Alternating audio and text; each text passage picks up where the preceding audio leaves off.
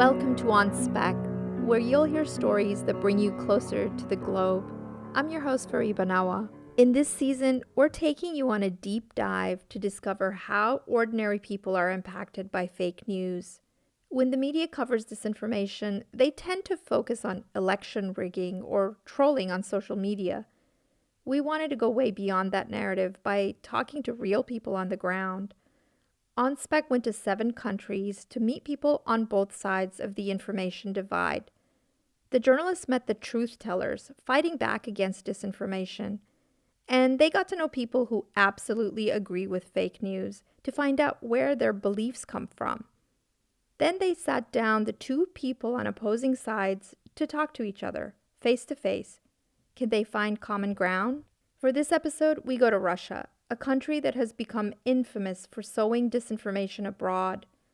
But the Russians use those same sort of tactics at home, too often with far greater success.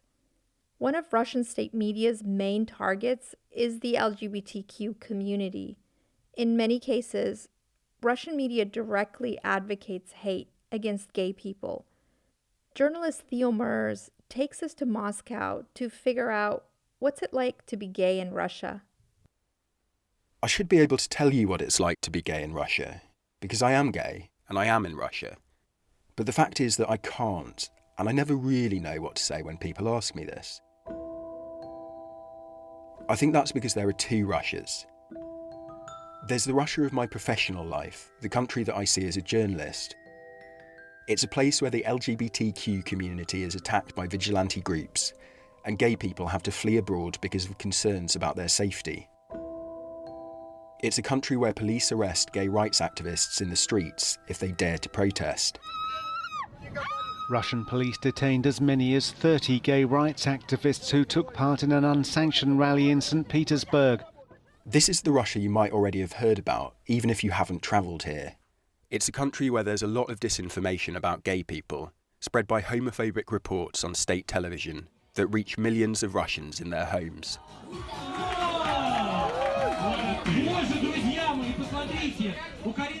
And then there's the Russia of my personal life. That's a place not often seen in Western news reports about the country. In this world, my queer friends live openly. They go out to bars, they go to work, they fall in love, they fall out of love. They get their news from progressive online media and avoid Russian state television where they can.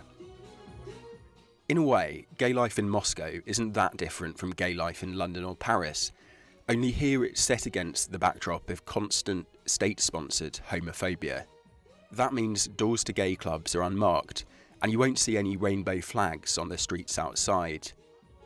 But gay nightlife's everywhere, if you know where to look.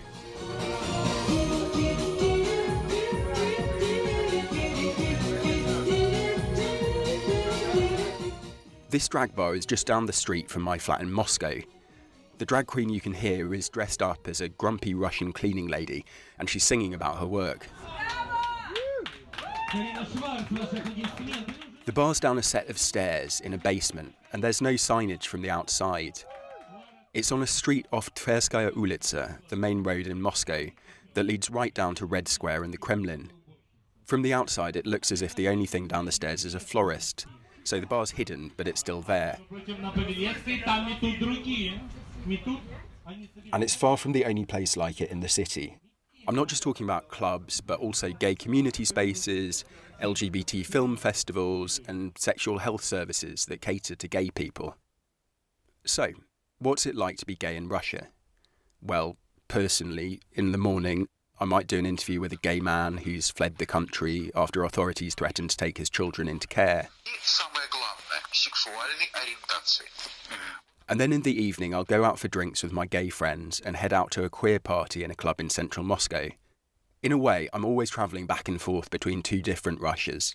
The oppressive version you hear about in the news and this other, more tolerant Russia, where lots of people actually live. So how do these 2 very different countries coexist? What shapes them? And can they find any common ground? To understand how these countries think, you have to look at the kind of media that they're consuming.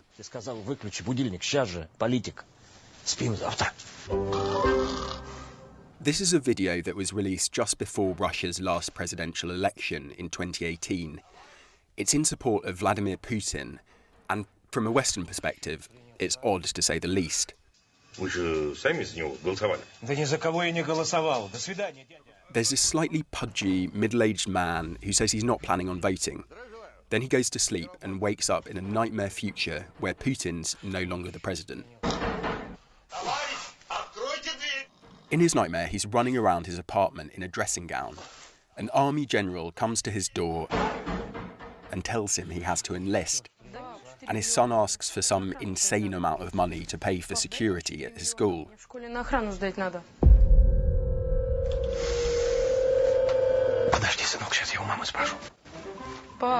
And then he walks into the kitchen and sees this young guy sitting at the breakfast table, buffing his nails with a little rainbow-coloured file. "I'm the gay you've taken in for adoption," the guy says. Then he throws his nail file down in a sulk. The man's wife looks at her husband and she says, "What's wrong with you? It's the law in Russia now that every family has to take in a gay for adoption. We've still got a week left. If he doesn't find a boyfriend by then, you'll have to be in a relationship with him."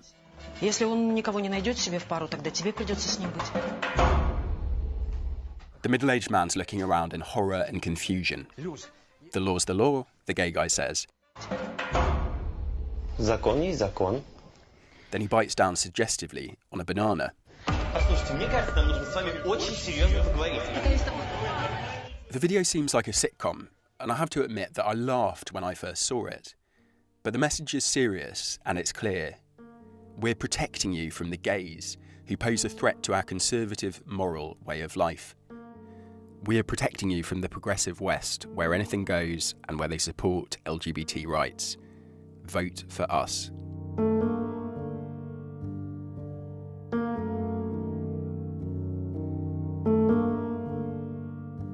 This is a story about gay rights, but it's also about how Russia sees itself as a country. Conservative Russians, the majority, see their country as a place where so-called family values are more important than anything else, and there's no place for people who don't conform to strict gender norms. And the other, more liberal side wants Russia to become a progressive European nation where difference isn't just tolerated, it's embraced. I wondered what would happen if I could find representatives of these two countries, these two Russias, and bring them together.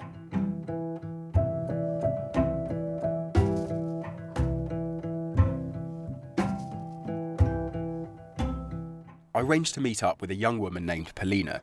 She's a friend of a friend. We met on a grey morning at the end of autumn in Moscow. Меня зовут, Полина. Я родилась в Архангельске, тоже живу в Москве.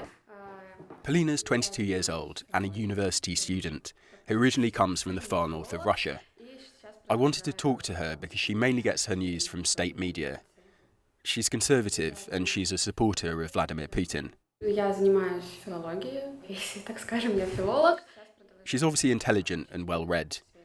She'd even brought along an iPad so she could quote from articles she'd seen about the LGBT community when we were talking. Но пока что единственное, которое они придумали. Я его не поддерживаю, но в то же время... Like a lot of people I've spoken to in the country, Polina says she's not homophobic, but she has views that certainly would be considered homophobic in the West. Что-либо, должно быть, неподобное. She said she supports the way Russian state media talk about gay people. И так далее, но вот что-то должно быть, потому что... This is their way of fighting. It's an ugly way of fighting, but it's what they do. I don't support it. They should be kinder. But there has to be some opposition. I don't want my child to grow up being told that being gay is the norm. Потому что, я не хочу, чтобы моему ребенку с детства говорили, что это норма. Вот я не хочу просто такой способ. It is an ugly way of fighting. When the nightly broadcast comes on Russia's Channel 1, you can hear some offensive and sometimes just bizarre things about LGBT people.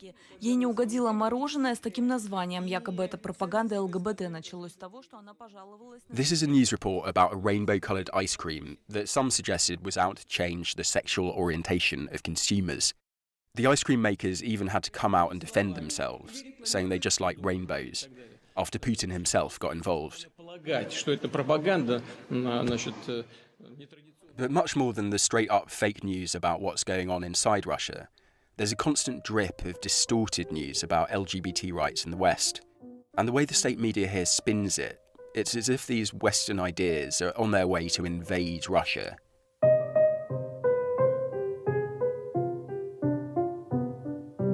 It's as if gay rights have become so mainstream elsewhere that they dominate every aspect of public life and dictate what normal heterosexual people can and can't do. Recently, drag queens in New York did some story times for children at a few public libraries. In Russia, this story was blown up into a big controversy about how the powerful gay lobby is brainwashing American kids, and Russian kids might be next.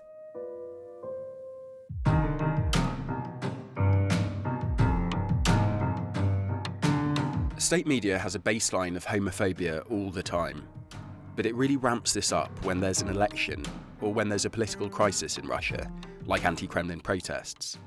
That's because it gives people something to rally around or to fight against. In the West, we talk a lot about Russian interference. In the last few years, we've been bombarded with news about Russian disinformation. U.S. officials have warned that Russian interference remains an active threat for the 20... Russian influence in the UK is the new normal, according to a long-awaited... Well, as it turns out, Russians feel the same. Polina, the student I spoke with earlier, really bought into this argument that Russia risks being undermined by Western ideas. The same way people in countries like the UK or the US might feel that Russia is using disinformation to meddle in their affairs, many Russians like Polina feel the West is doing exactly the same thing to their country. Polina said she thought propaganda from the West was shaping the global conversation around LGBT people. She even used that word, propaganda. I asked her what she meant when she said that. I think her response goes to the heart of this debate in Russia. It's Western propaganda. Basically, the Iron Curtain fell, we opened up to the whole world, and people started teaching Russia how to live, teaching us what a progressive society is and what it means to live in one.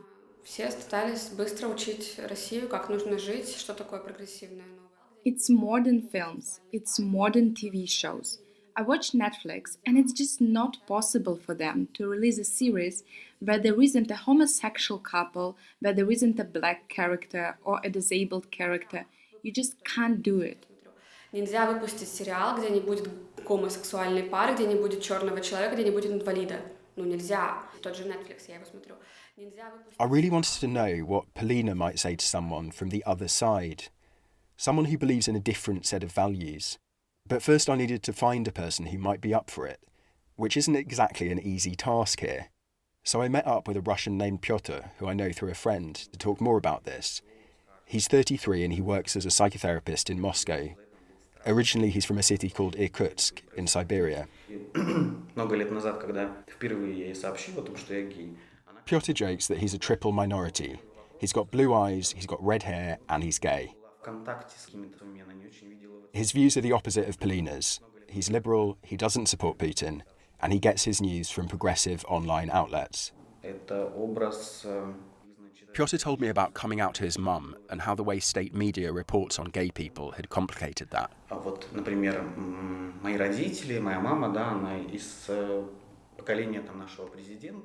My mom is from the same generation as our president, well, the same age as our entire political elite now. She's 70 years old, and many years ago, when I first told her I was gay, the first question she asked me was, "What will the neighbors say?" She was worried about how other people would take it, how it will be perceived. It's clear that behind this there was fear on my behalf and what was going to happen. Was I really the same monster that they talk about in the media?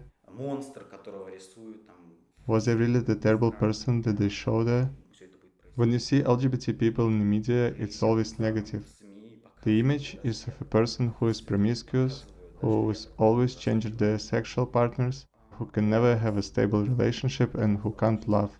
And it's true that it creates a certain impression.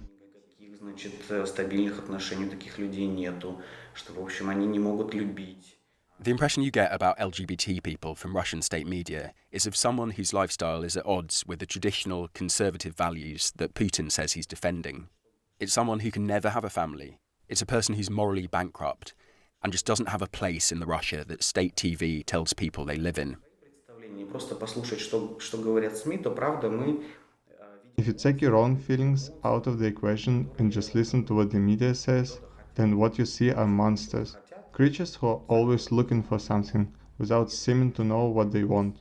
And of course that scares people. It's terrifying. Видим какого-то монстра или каких-то монстров, и это, конечно, пугает и ужасает.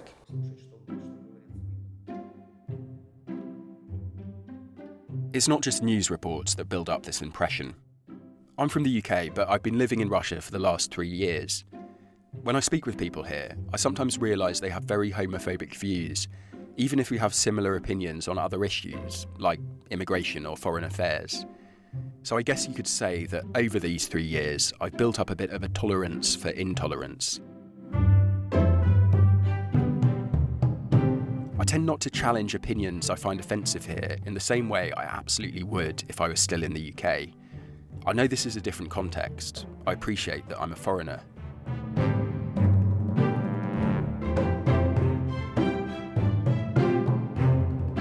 But sometimes I'm still shocked by what I see here.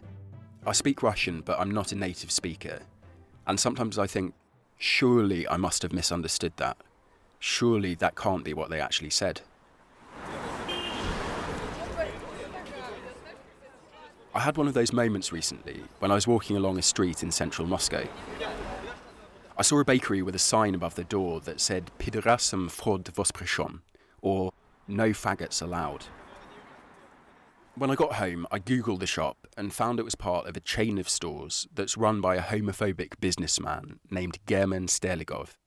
The bakery was later fined by a Russian court for inciting hatred, but the fact that these signs were allowed to hang in Moscow without protests from passers-by tells you a lot about attitudes on the ground. This is an environment that makes hate crimes against gay people permissible, and these kind of attacks have increased in recent years.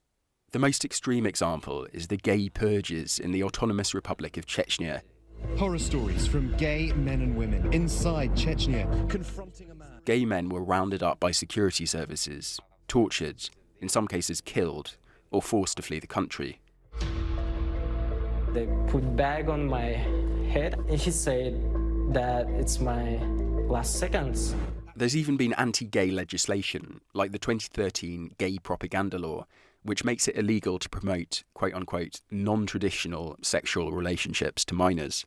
Next, we turn to the growing criticism of anti-gay laws in Russia. They're generating protests around the world. President Obama says he has no tolerance for Russia's recent decision to ban so-called gay propaganda. Russia's sports minister says... This gay propaganda law effectively outlaws any type of LGBTQ campaigning in Russia, and it means that nobody can hold pride marches or mention homosexuality in schools. Gay marriage has never been legal in Russia, but in 2020, in the same referendum that gave Putin the right to rule until 2036, the country voted to redefine marriage as being between a man and a woman. This means that gay marriage can't be legalized unless the constitution is changed again. Ты рад, что у тебя появится мама и папа? А вот и папа. Привет. Привет. A video released ahead of the referendum this summer reminded me of the one that came out before Putin was re-elected in 2018. The one where the man has a nightmare that he has to take a gay into his house. This new video showed another nightmare future of Russia, in which same-sex couples are allowed to adopt. Где моя мама? Так вот она, твоя новая мама. Two men come to an orphanage to pick up a distressed small child. One of the men is in makeup and women's clothes. Пойдем? He pulls out a dress to put on his new son, to the horror of the orphanage staff. Pyotr and I both know gay people who've decided to leave Russia because of the environment that all this rhetoric has created.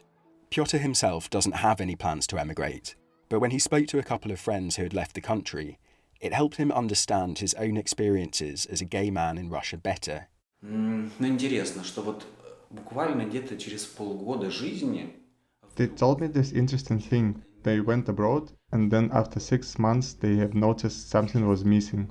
There was something they had in Russia that they didn't have there, and they spent a long time trying to work out what it was. And eventually they realized there was no anxiety, constant anxiety. Нет тревоги постоянно и напряжения от этой тревоги, потому что... Constant anxiety. When you live in Russia and you walk around Moscow, you get used to this feeling of anxiety. You're always thinking, am I dressed right? Can people see something about me? You pass people who are laughing and you're always thinking, maybe they are laughing at you. You're always walking along the street and you see someone a bit drunk. You're thinking of a way to get around them so you don't get involved in anything. You emigrate and half a year later you don't feel that anymore. It is as if you can breathe easier, like your lungs have opened up. Вот что-то было, а сейчас вот этого нет. Вот очень долго пытались понять, чего. И обнаружили.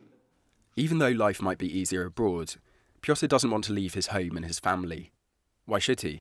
There are a lot of queer activists who are staying to change things in Russia rather than go down the emigration route. Some of them are setting up their own media companies to combat the disinformation spread about gay people by the state. Among them is Sasha Kazantseva, the founder of Ozine, a popular online journal that celebrates LGBTQ life. Hi. Hi Sasha, are you okay to talk now? Yeah, I can hear you. I called Sasha at her home in St. Petersburg. Thank you so much for your suggestion. And I asked her what made her want to set up the platform a couple of years ago. So, why did you decide to create Ozine? You know, when we started Ozine in 2018, she said she wanted to fight back against the dominant media narrative that presents gay people and the idea of LGBTQ rights as a threat. Things haven't been easy, but they are changing. there are some independent media who do talk. Sasha pointed out that more and more people are getting their news from online sources rather than state-controlled TV, meaning they have access to different kinds of ideas. I have a positive view here because, you know, now a lot of young people, a lot of young queer people, they see how it works in other countries. They, due to internet, they can see that there are other countries where queer people's rights are respected, and they have another perspective.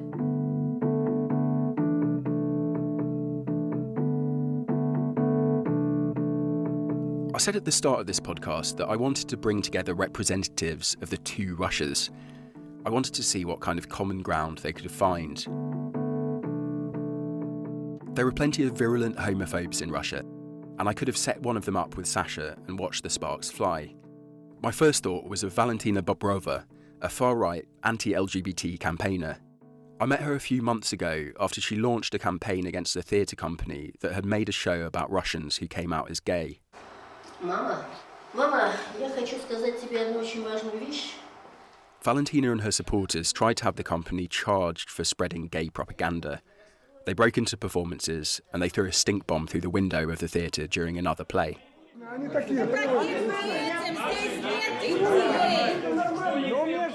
I know that Valentina absolutely supports the homophobia of the state media.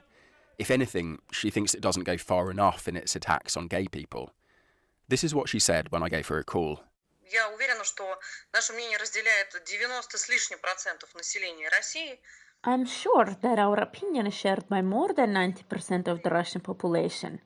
The fact that LGBT people, as you call them, are viewed negatively is just the opinion of Russian people. It's not the government or the media that doesn't accept them.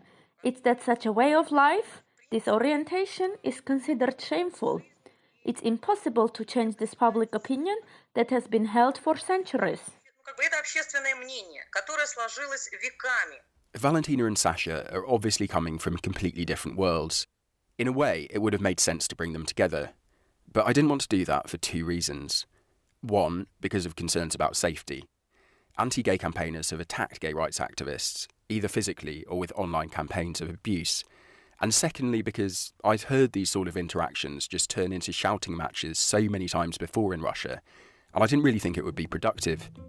I wanted to see if ordinary people from different sides of the information divide could find something to agree on. So instead I asked Piotr and Polina, the gay man and the young woman we heard from earlier, if they would be up for meeting. They said yes.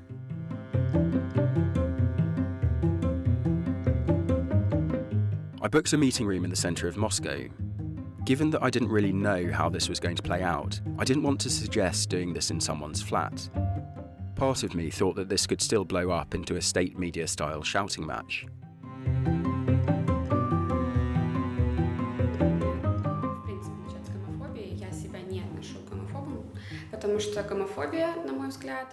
Things were a little awkward at the start, with both of them replying to my questions rather than talking to each other directly. They were eyeing each other up from the other sides of the table.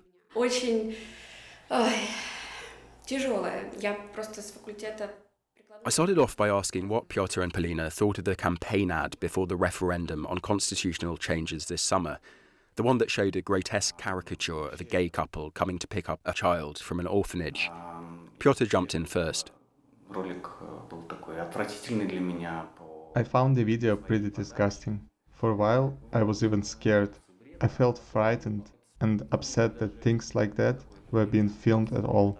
The fact that state media were doing anything like that, it was nuts. And then it changed. There were protests on social networks, there were people posting pictures of their families, happy families, and they were saying, yeah, actually, that is the kind of Russia we want in the future. Then Polina spoke up about the video. Well, I agree that perhaps it wasn't done in the best way. Maybe it wasn't presented in an accurate way. That's what provoked an extreme reaction, and it might have been possible to avoid this. But the main idea of the video, I rather agree with.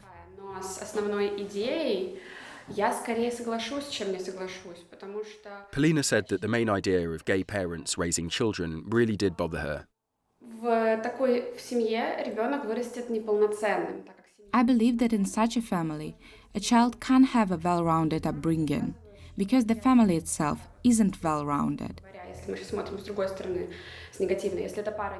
The people with a negative opinion of the video were saying that, well, if the couple doesn't adopt the child, then it will remain in an orphanage. But that's not the case. I checked yesterday, and we have people lining up to adopt in different cities, people from traditional families, if we can describe them in that way. It's far from the case that children will just be left in orphanages if gay couples can't adopt them. That's actually not true. The number of children in orphanages in Russia vastly exceeds the number of parents who say they would be willing to adopt. That's despite efforts from authorities.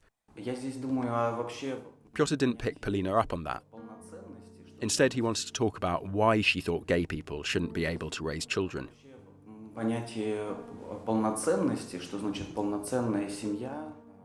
Well, what do we mean when we are talking about a well-rounded family? What does it mean for a child to grow up well-rounded or not well-rounded? Where is the data that shows that children who grow up in homosexual, same-sex, non-traditional families aren't well-rounded? The conversation continued in that vein for quite a long time, with the two each demanding proof to back up the other's claims.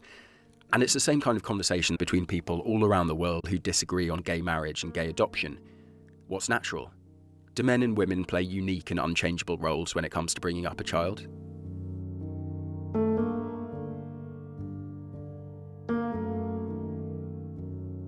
Then Polina said the West was trying to influence how people all over the world think about LGBT rights, imposing its values on Russia and telling Russians how they had to think. We have to be tolerant, we have to be accepting, and we have to show this to everyone. But I believe tolerance works for both sides. These people shouldn't tell me what I have to think.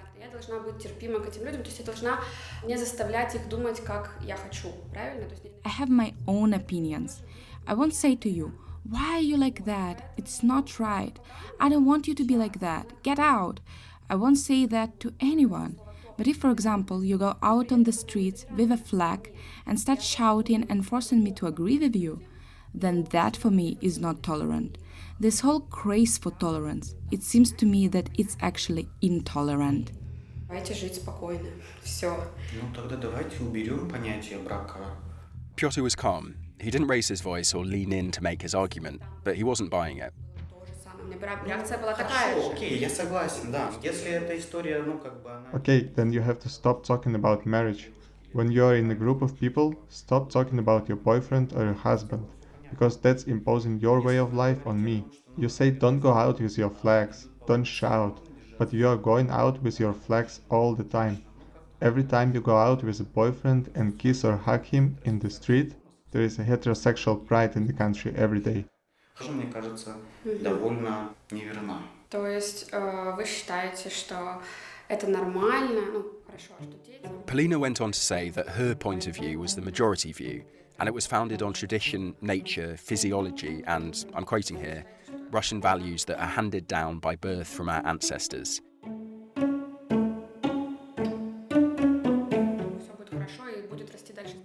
She said that history was being rewritten to introduce examples of homosexuality where there weren't any, to make it seem like the norm. Piotr argued the opposite, saying that in Russia, the media was distorting the past to make it seem like gay people didn't exist. He pointed to the example of the recent biopic of Elton John, which was edited when it came out in Russian cinemas so that it didn't show any gay sex scenes. Элтон Джон просто показал всем свою личную жизнь. Зачем Мадонна показывала свою жизнь миру? We're about an hour into the conversation by now, and as you can hear, things have started to warm up. There's no shouting. It quickly became clear that neither of them are that kind of person, but they're talking over each other now, and some of their disagreements were starting to come out. I asked Piotr if he could explain to Polina how he felt about the state media's coverage of gay people. Здесь у меня возникает много грусти, потому что нет какого-то движения. I have a lot of sadness because there is no progression. There doesn't seem to be room for any development. There is no alternative. Everything is going in one direction, and the world is becoming very polarized. В общем-то, то, что сейчас Полина говорит, очень отзывается. What Polina has been saying is very similar to the way our media reports on LGBT people. Of course, the state media is absolutely homophobic. And when the media begins to discuss this topic, it never focuses on humanity or human relationships. It always gets into whether this is natural or not. It starts talking about natural phenomena. Whenever these ideas of natural phenomena or religion are raised, it's very important to enter into a dialogue. But now with Polina, I understand that the dialogue is possible, that she is not claiming to have a monopoly on the truth. And yes, it's true that there are certain assumptions, there are certain convictions, but I think the fact that she's agreed to this dialogue is already an important step.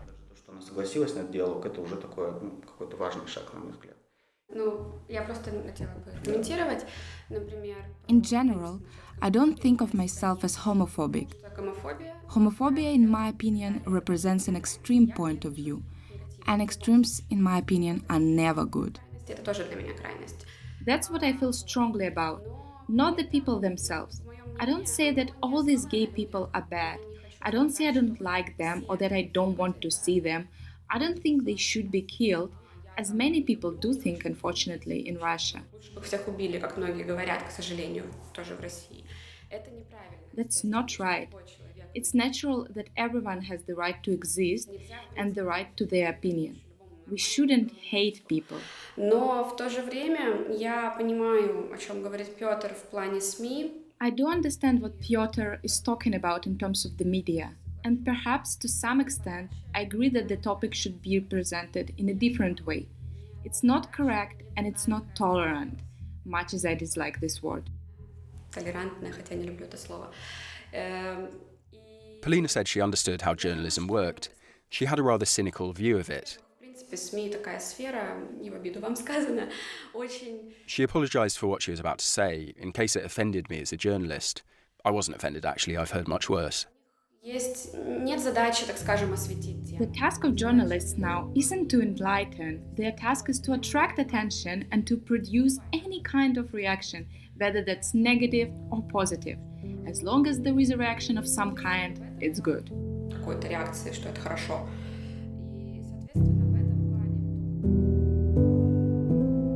Polina's right. From watching Russian state media, you'd think of this as a war between two sides. In one corner, traditional, moral Russia, and on the other, the progressive, dissolute West. It's not a space where there's a lot of compromise, and there's plenty of disinformation to keep agreements going.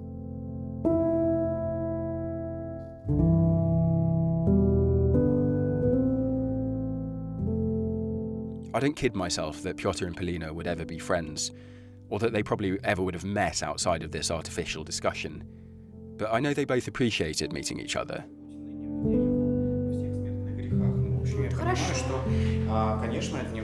Just as we were about to leave, they got into another argument about whether Putin should have changed the constitution.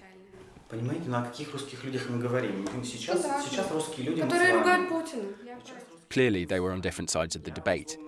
But I felt they had a certain respect for one another and a real desire to get their points of view across. For me, it's very important that there are places where you can really communicate, understand each other, and have contact. There are points of tension. It's a complex conversation, especially when you are discussing concepts like norms, traditions, and rules.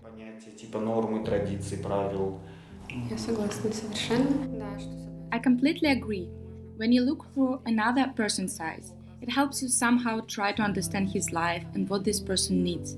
I'm not just talking about our conversation today. I mean this in general. Of course, disagreements remain. I have my own opinions, and they are not likely to change. Мое мнение вот на эти вопросы вряд ли изменится.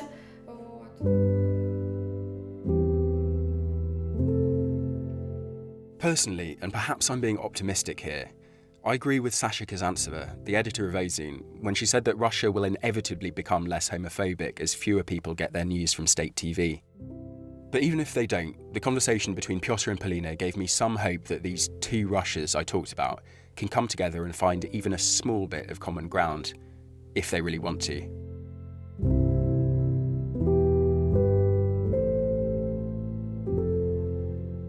For On Spec, this is Theo Merz in Moscow.